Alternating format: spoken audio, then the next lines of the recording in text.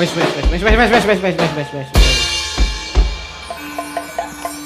Nggih. Niki nyuwun sewu kula bawa mengke dipun lajengaken langgame Waranggana. Oh nggih. Siap Pak, monggo.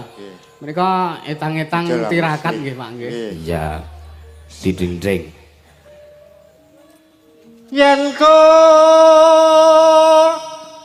wis seneng lewat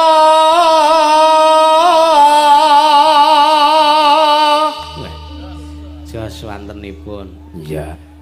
hadian sok seneng lamis.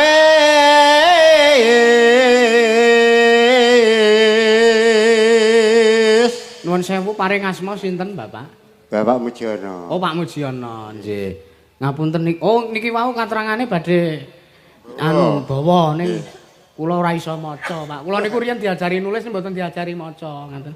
Dadi Iya.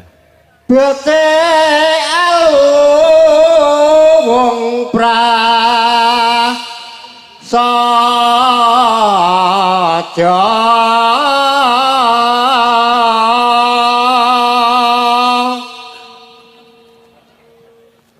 hamong welengku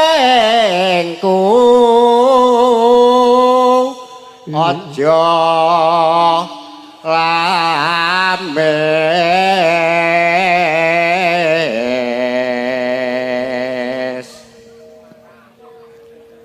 yen kowe seneng lames gampang kena ing bandu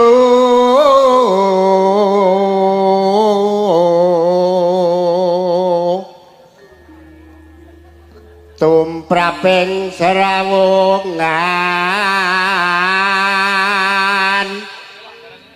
mbok jo aja sok demen lames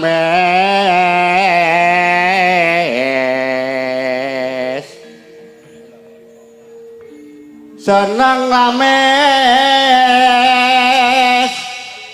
padha karo seneng Citra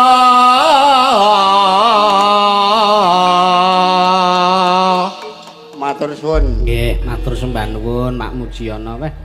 Niki wau maringi dhuwit 50.000 barang mboten sah. Mbak, aturno Mbak, tulung Mbak. Nggih, sekedhap Pak.